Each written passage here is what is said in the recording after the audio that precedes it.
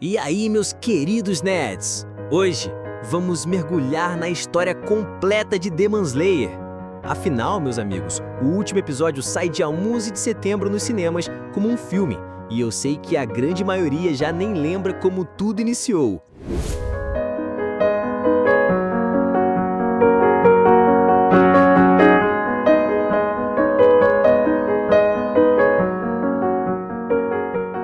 Tudo começou no Japão da Era Taisho. O mundo parecia seguir sua rotina comum, com aldeias vivendo em paz, o trabalho sendo passado de geração em geração e famílias se sustentando com o suor de cada dia. Mas atrás da calmaria, nas sombras das florestas, nas noites silenciosas e nas estradas isoladas, havia rumores de algo que a maioria das pessoas preferia ignorar. Falava-se de criaturas chamadas Onis, demônios sedentos por carne humana, capazes de devorar aldeias inteiras. Para os mais céticos, eram apenas lendas. Para aqueles que já haviam perdido entes queridos, era uma realidade cruel. É nesse cenário que conhecemos Tanjiro Kamado, um jovem bondoso, de coração puro, que vivia com a mãe e os irmãos em uma casa simples nas montanhas. Tanjiro era responsável por sustentar a família após a morte do pai, vendendo carvão na cidade. Sua vida era dura, mas ele nunca reclamava, porque acreditava que mesmo com dificuldades, a felicidade estava nos pequenos momentos, o riso dos irmãos, o carinho da mãe, o cheiro da lenha queimando no inverno. Essa era a essência de Tanjiro, um garoto que acreditava que sempre havia algo bom em cada pessoa. Mas essa paz estava prestes a ser destruída de forma irreversível. Em um dia comum, após voltar da cidade, Tanjiro se atrasou na volta para casa e foi aconselhado por um aldeão a não subir a montanha durante a noite. O motivo? Boatos de que Onis poderiam estar à espreita. Sem questionar, ele aceitou a hospitalidade do homem e decidiu subir apenas na manhã seguinte. Quando finalmente retornou, encontrou o pior cenário possível. Sua família havia sido massacrada. Sangue cobria as paredes, os corpos estavam sem vida. Todos estavam mortos, exceto uma. Nezuko Kamado, sua irmã mais nova, ainda respirava, mas algo nela havia mudado. Seus olhos brilhavam de forma estranha, suas presas cresciam e sua fome era diferente. Nezuko havia se transformado em um demônio. Desesperado, Tanjiro a carregou montanha abaixo, acreditando que poderia salvá-la. Foi nesse momento que conheceu Gyu Tomioka, um caçador de Onis que imediatamente percebeu o que estava acontecendo. Para Gyu, não havia escolha. Nezuko deveria ser eliminada. Mas Tanjiro não aceitou. Ele lutou com tudo que tinha, mesmo sendo apenas um humano sem técnica ou força especial. Sua coragem chamou a atenção de Gyu, que percebeu algo diferente naquela dupla. E foi quando Nezuko, já transformada, surpreendeu a todos. Em vez de atacar o irmão, ela o protegeu. Esse gesto fez Gyu hesitar e, em vez de matá-los, decidiu dar uma chance a Tanjiro. Gyu indicou que ele buscasse o mestre Sakundi Urokodaki, um antigo caçador de Onis que poderia treiná-lo e, quem sabe, ajudá-lo a encontrar uma cura para Nezuko. Assim, Tanjiro iniciou uma nova jornada, não apenas para salvar sua irmã, mas também para enfrentar um mal que ele jamais imaginou existir tão próximo. Ao chegar ao sopé da montanha onde vivia Urokodaki, Tanjiro foi testado desde o primeiro momento. O mestre de Máscara de Tengu não aceitava qualquer um. Para ele, disciplina, coragem e um coração firme eram mais importantes que força bruta. Assim, os primeiros dias foram de testes brutais. Tanjiro precisava correr, escalar montanhas cheias de armadilhas mortais, tudo para provar que tinha determinação suficiente para se tornar um caçador. Os treinos se intensificaram com o tempo. Urokodaki apresentou a Tanjiro a técnica da respiração da água, um estilo de luta que permitia aos caçadores canalizarem sua energia vital, aumentando força, resistência e velocidade. Durante anos, Tanjiro treinou sem descanso, desenvolvendo cortes cada vez mais precisos, aprendendo a controlar a respiração e a dominar a espada. Mas o peso maior não estava apenas no físico. era também mental.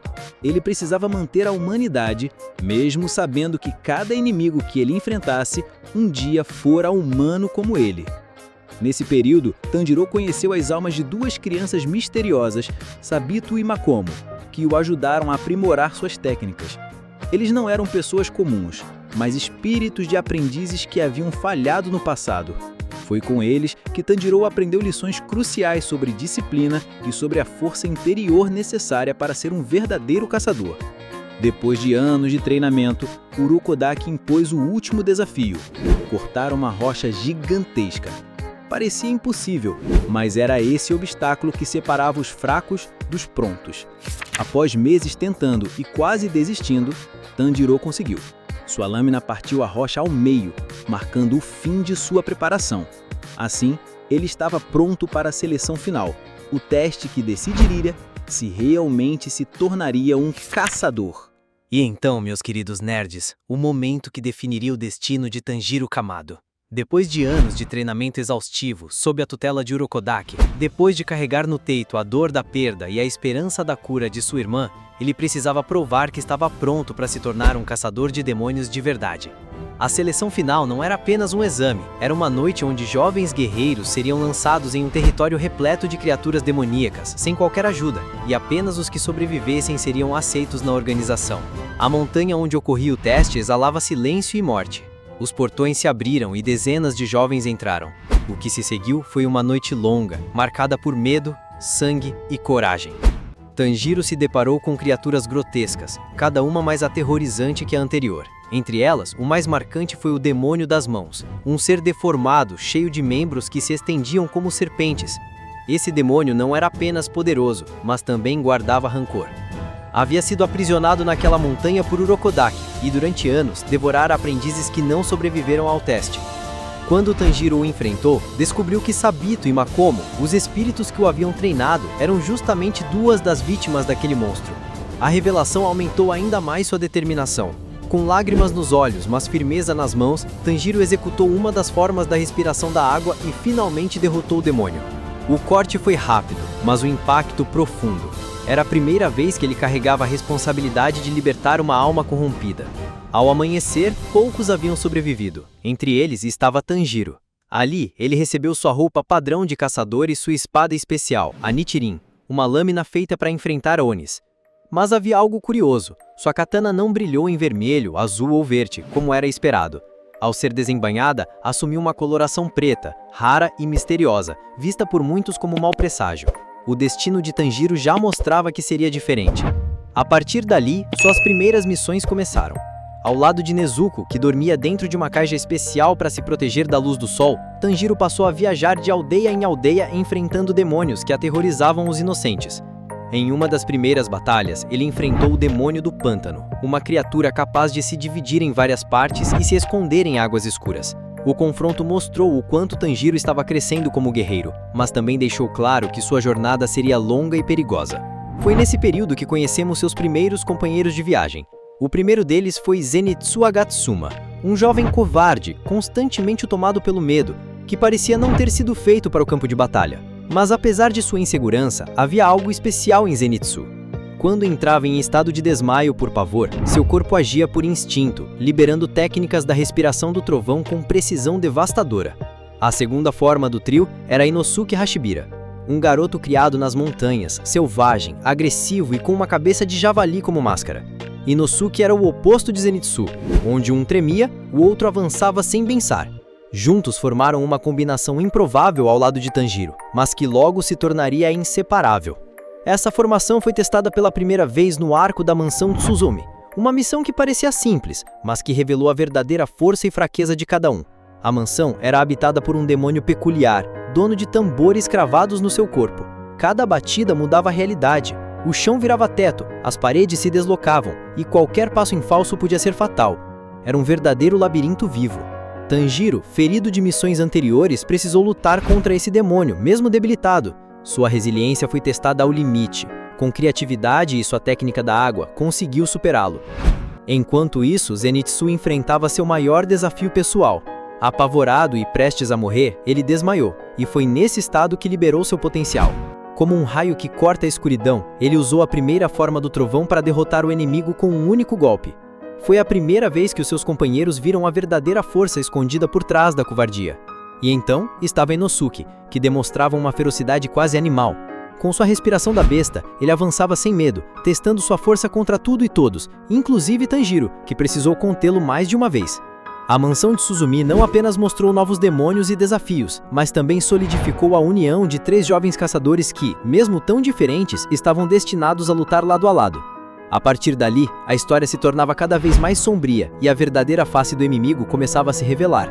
O fio do destino conduzia Tanjiro, Nezuko, Zenitsu e Inosuke a um dos confrontos mais intensos de suas vidas, o Monte Nagumo, lar de um clã de aranhas demoníacas e do primeiro contato direto com o poder aterrorizante das luas superiores. Depois da mansão Tuzumi, a estrada de Tanjiro e seus companheiros parecia clara. Novas missões, novos demônios, um passo de cada vez em direção ao objetivo final de encontrar Muzan Kibutsuji, o progenitor de todos os Onis. Mas o destino não costuma dar respiros em jornadas como essa. Não havia tempo para celebrações. Logo, eles foram enviados para um lugar que se tornaria uma das experiências mais traumáticas de suas vidas: o Monte Natagumo. A floresta do Natagumo era coberta por uma névoa densa, tão espessa que parecia engolir sons e enganar os olhos. Aqueles que entravam raramente voltavam. A missão era simples em palavras, mas impossível em prática: investigar o desaparecimento de diversos caçadores enviados ao local. Assim que Tanjiro, Nezuko, Zenitsu e Inosuke colocaram os pés na encosta da montanha, perceberam que não se tratava de um lugar comum. O cheiro do sangue e da morte impregnava o ar. Algo ali estava vivo, mas não eram apenas árvores. Logo descobriram a causa: uma família de demônios-aranha, liderada por Rui, membro das 12 luas inferiores. Esse clã macabro controlava a montanha inteira, e seus poderes eram grotescos. Tecidos de fios invisíveis manipulavam corpos de caçadores como marionetes, obrigando-os a lutar até a morte, uns contra os outros.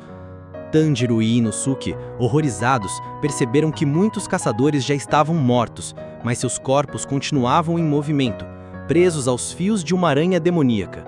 O som de ossos quebrando ecoava na mata. Cada passo era um confronto contra a crueldade. Enquanto Tanjiro e Inosuke avançavam, Zenitsu enfrentava seu próprio terror. Em meio à floresta, encontrou a Aranha Filho, um demônio que transformava vítimas em aranhas humanas, lentamente e de forma dolorosa. Zenitsu, tomado pelo pânico, chegou ao limite de sua coragem. Seu corpo fraquejou e, como tantas vezes antes, ele desmaiou. Mas foi nesse estado de inconsciência que sua verdadeira força surgiu. Como um raio cortando a escuridão, ele executou sua técnica da respiração do trovão. A batalha se transformou em um espetáculo de velocidade e precisão, cada golpe de sua lâmina acompanhado pelo estrondo da tempestade. Zenitsu venceu, mas não sem pagar o preço. O veneno da aranha já corria em suas veias, ameaçando sua vida. Do outro lado da montanha, Tanjiro e Nezuko enfrentavam Rui, a Lua Inferior 5. A luta foi brutal. Rui possuía uma manipulação de fios cortantes capaz de rasgar árvores e pedras como papel. Mas o mais assustador não eram apenas seus poderes, era a distorção de sua mente. Obcecado por laços de família, Rui forçava demônios menores a aceitarem papéis de mãe, pai, irmãos, sob tortura, apenas para criar uma ilusão de vínculo. Para Tanjiro, que perdera a própria família de forma cruel, ver essa perversão era intolerável. A batalha parecia perdida, os fios de Rui eram inquebráveis e o corpo de Tanjiro estava no limite. Mas foi então que, em um instante de desespero, sua memória o levou de volta ao pai. Lembrou-se da dança sagrada que ele executava nas noites frias de inverno, a dança do deus do fogo. E com ela, uma nova chama nasceu dentro de si. Pela primeira vez, Tanjiro acessava uma técnica diferente, a respiração do sol, a origem de todas as respirações. Com essa nova força, ele conseguiu se aproximar de Rui e quase desferir o golpe final. A cena foi de tirar o fôlego. O sol parecia nascer dentro da floresta enquanto a lâmina de Tanjiro cortava o ar em chamas. Mas Rui não era apenas arrogância. Ele arrancou a própria cabeça com seus fios antes que fosse atingido, evitando a morte imediata. Foi nesse momento que Nezuko, encurralada e sangrando, revelou seu próprio poder, a arte demoníaca de sangue flamejante, que incendiava os fios de Rui e abria caminho para o ataque do irmão. Mesmo assim, a luta não terminou ali. Rui era persistente, e a vitória só veio quando os Hashiras, os pilares da corporação dos caçadores, chegaram à montanha. Entre eles estava Gyu Tomioka, que rapidamente eliminou Rui com sua incrível maestria da respiração da água. A cena foi um choque para Tanjiro. Por mais que tivesse evoluído, ele ainda estava longe do poder dos verdadeiros guerreiros de elite. Mas a batalha no Monte Natagumo não acabou com sangue e vitória. Terminou com julgamento. Ao ver Nezuko, os Hashiras a trataram como inimiga. Afinal, uma demônia ao lado de um caçador era algo impensável. Assim, Tanjiro e sua irmã foram levados para o quartel-general dos caçadores, onde seriam julgados pelo próprio mestre da organização, Kagaya Ubuyashiki. Depois do julgamento dos Hashiras e do período de recuperação, Tanjiro, Nezuko, Zenitsu e Inosuke receberam uma missão que mudaria para sempre suas vidas.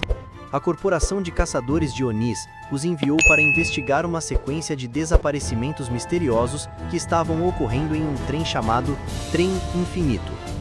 Mais de 40 pessoas já haviam desaparecido sem deixar rastros, e tudo indicava que um Oni estava por trás daquela tragédia. Quando os jovens embarcaram, descobriram que não estavam sozinhos. Ao lado deles estava um dos guerreiros mais poderosos da organização, o Hashira das Chamas, Kyojuro Rengoku. Rengoku era diferente de tudo que eles já tinham visto. Um homem vibrante, com olhos que ardiam como fogo, e uma voz firme que parecia contagiar a todos com coragem.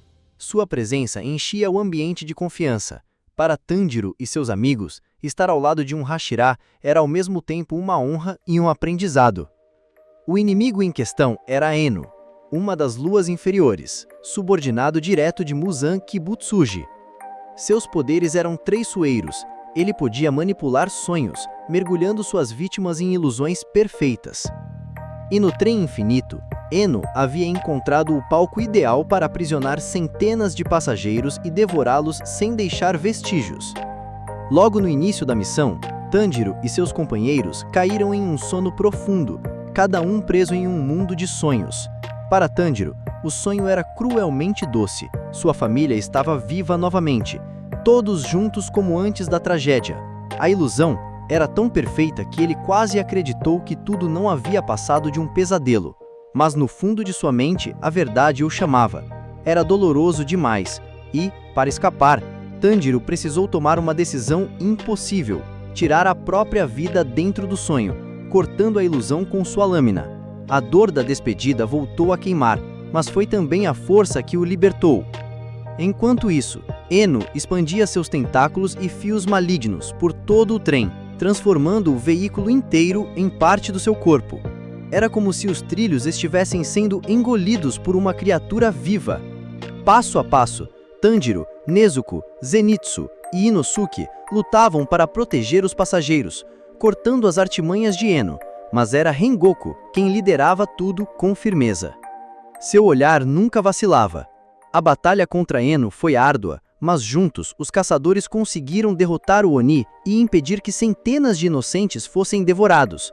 O trem descarrilhou, os trilhos foram cobertos por sangue e fogo, mas no fim havia esperança. No entanto, o verdadeiro terror ainda estava por vir. Das sombras surgiu a Casa, a Lua Superior 3. Diferente de Eno, a Casa era um Oni de nível muito superior, e sua presença sozinha já deixava claro: nenhum dos jovens teria a menor chance contra ele, apenas Rengoku poderia enfrentá-lo. O duelo entre o Hashira das Chamas e a Casa foi um espetáculo de poder e brutalidade.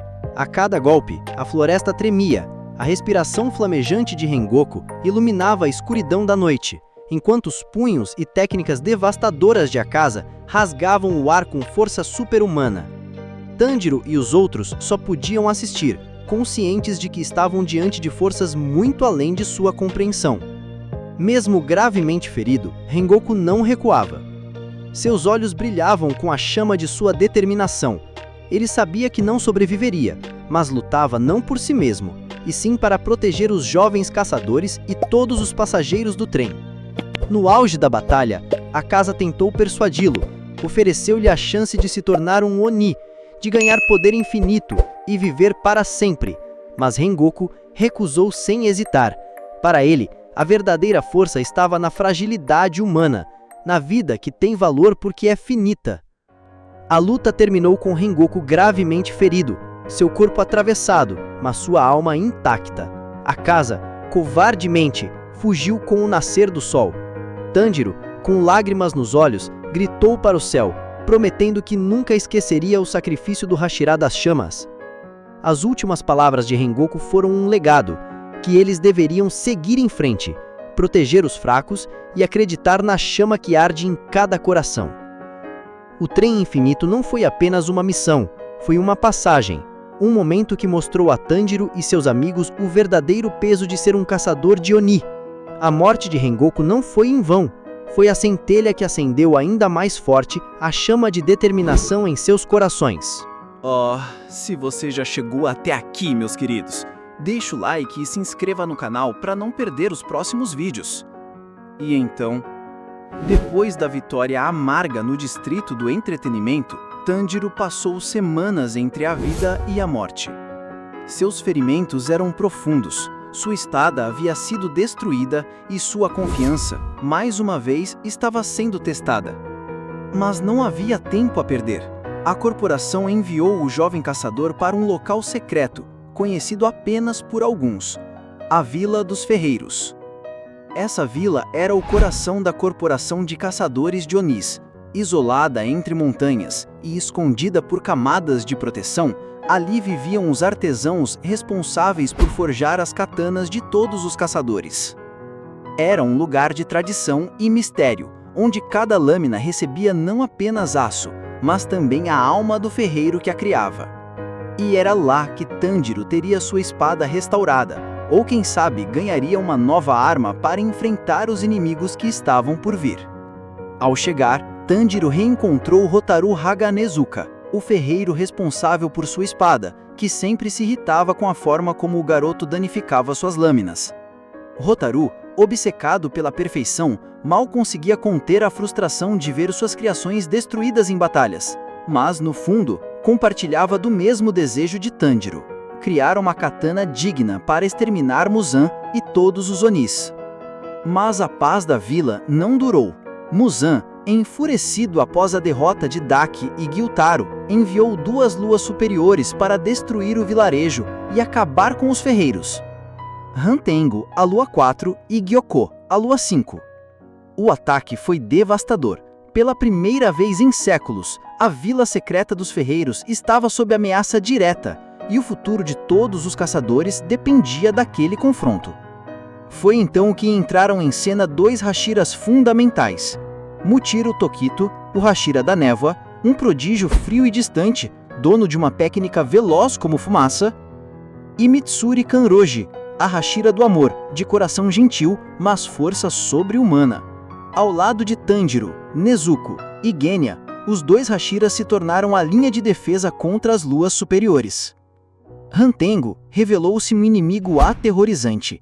Sua forma original parecia frágil e covarde, mas a cada golpe que recebia, se dividia em novas encarnações, cada uma representando uma emoção: raiva, alegria, tristeza, prazer. Essas cópias possuíam poderes devastadores, e logo a luta se transformou em um caos absoluto, com múltiplos inimigos atacando ao mesmo tempo. Tanjiro e Genya se esforçavam para acompanhar, mas a sensação era de lutar contra uma hidra infinita. Enquanto isso, Gyoko espalhava destruição pela vila, criando monstros grotescos a partir de jarros e atacando os ferreiros indefesos. Seu sadismo era tão grande que se divertia transformando artesãos em esculturas macabras, exibindo-os como obras de arte. Foi Muichiro quem assumiu a batalha contra ele. Preso, envenenado e no limite de suas forças, o Hashira da Névoa teve memórias de seu passado reavivadas. Ele lembrou-se de sua família, do irmão perdido e, com isso, encontrou uma nova chama dentro de si. Seu despertar resultou no surgimento da Marca do Caçador, um poder misterioso que aumentava sua velocidade e força a níveis inimagináveis. Com esse poder, Muichiro derrotou o Gyoko, mostrando pela primeira vez que as luas superiores não eram invencíveis. Do outro lado da vila, Tanjiro, Nezuko e Genya enfrentavam Hantenko e suas múltiplas formas. A batalha parecia interminável, mas foi nesse momento que Nezuko deu um passo além em sua própria evolução. Mesmo sob o sol nascente, ela resistiu por alguns instantes, algo impensável para um Oni. O fogo de seu sangue demonstrava que ela era diferente, uma anomalia entre os demônios. Essa resistência trouxe esperança, mas também temor. O que realmente Nezuko estava se tornando? Com o esforço coletivo, Hantengo foi derrotado, mas a vitória custou caro. Nezuko quase foi queimada pelo sol, e Tanjiro, em desespero, acreditou que a perderia. No entanto, contrário a todos os Onis conhecidos, Nezuko resistiu completamente à luz do dia.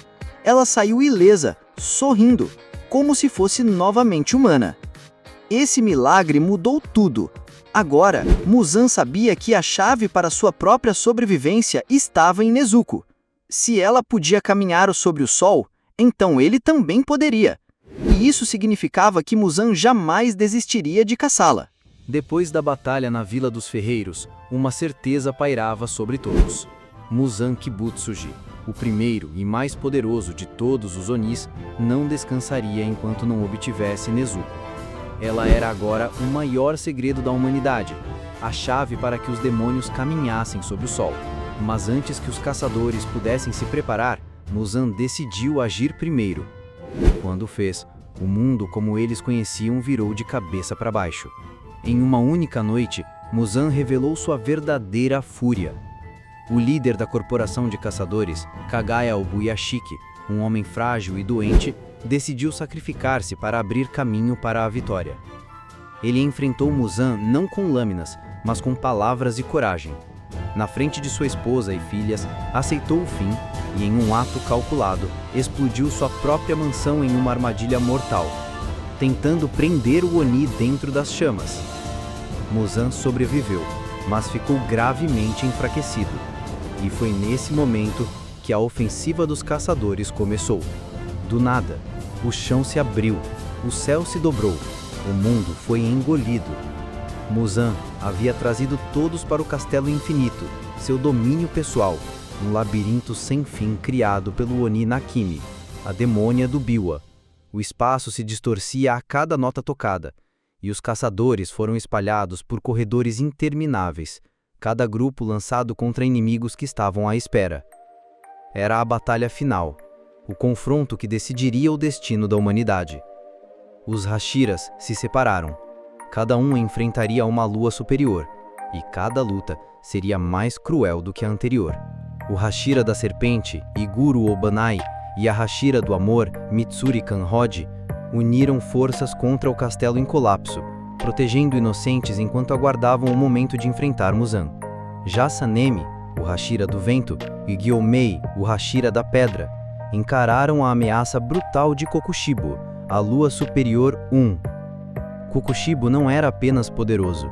Ele fora um caçador de Onis no passado, irmão de Yorichi Sugikuni, o lendário criador da respiração do sol.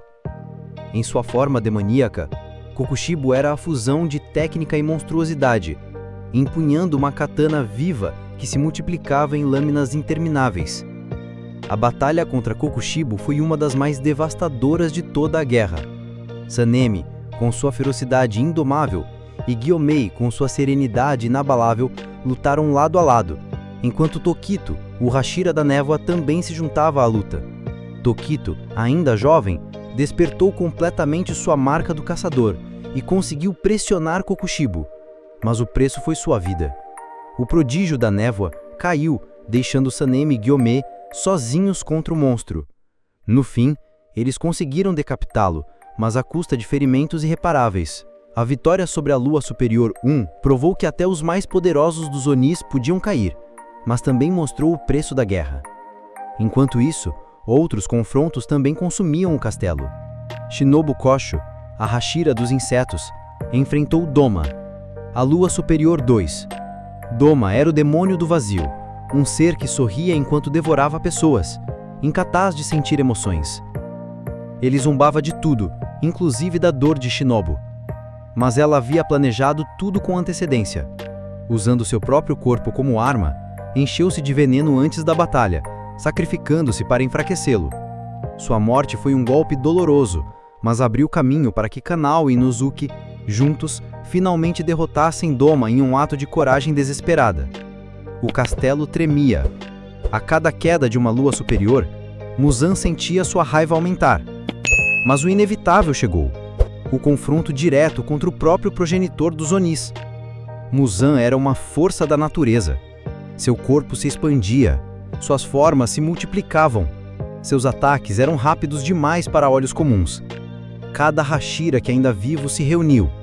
Gyomei, Sanemi, Obana, Mitsuri, além de Tanjiro, Zenitsu, Inosuke e Kanao. Era a última resistência da humanidade contra um inimigo que parecia eterno. A luta contra Muzan foi mais do que física, era uma corrida contra o tempo. O plano era simples, mas quase impossível. Manter Muzan ocupado até o nascer do sol. Cada segundo era uma eternidade. Cada golpe era uma batalha pela vida. O Hashira da Tadra, Gyomei, foi o pilar da defesa, resistindo como uma muralha humana, mesmo cego, guiado apenas pelo som e pelo instinto. Mitsuri e Obane lutaram lado a lado, mostrando não só força, mas também amor, até o último instante. Zenitsu, com sua velocidade absurda, se tornou um raio que cortava a escuridão. Inosuke, selvagem e indomável, avançava mesmo quando o corpo já não aguentava mais. E no centro de tudo estava Tanjiro, ferido, exausto, mas guiado pela lembrança do pai, da dança do fogo e do peso de todos que haviam caído até ali. Ele era a última esperança. Muzan, em sua fúria, conseguiu infectar Tanjiro com seu sangue. O garoto esteve a um passo de se transformar em um novo rei dos Onis, o herdeiro perfeito do mal. Mas foi Nezuko, agora completamente livre da maldição, que trouxe o irmão de volta. Sua humanidade, sua voz, suas termas o resgataram do abismo. Tanjiro a despertou, não como Oni, mas sim como humano. E com um último golpe, junto ao nascer do sol, Muzan Kibutsuji foi reduzido a cinzas. O preço, porém, foi devastador. Muitos Hashiras tombaram. Gyomei, Sanemi, Mitsuri, Obana. Cada um entregou a vida para que o sol nascesse sobre um mundo livre dos Onis. A corporação não existia mais, mas a missão havia sido cumprida. Com a derrota de Muzan, a longa noite dos Onis finalmente chegou ao fim. O sacrifício dos Hashiras, a coragem de Tanjiro, a esperança de Nezuko e a união de todos os caçadores escreveram o último capítulo de uma guerra que atravessou séculos. O sol voltou a nascer sobre o Japão sem a sombra do terror, e a humanidade pôde, pela primeira vez, respirar em paz. Nezuko, livre e humana, caminhava ao lado do irmão. Zenitsu, Inosuke e Kanao carregavam consigo as memórias de quem ficou para trás. Décadas se passaram e o tempo levou tudo para um novo futuro. Em uma Tóquio moderna, vemos descendentes e reencarnações vivendo vidas comuns, sorrindo, estudando, caminhando sem medo. O legado dos caçadores está gravado não apenas na história, mas no coração de cada geração. E é assim que termina a saga de Demon Slayer. Uma história de dor e esperança, de perdas e vitórias, que nos lembra que até nas trevas mais profundas sempre existe uma chama capaz de iluminar o caminho. E se você chegou até aqui, é porque essa chama também arde dentro de você. Então não esquece, deixa o like nesse vídeo, se inscreve no canal, ativa o sininho para não perder nenhum conteúdo e comenta aí embaixo qual foi o momento mais marcante de Demon Slayer para você. Porque aqui a gente continua junto, contando histórias que nos emocionam, nos inspiram e nos lembram do verdadeiro poder da coragem.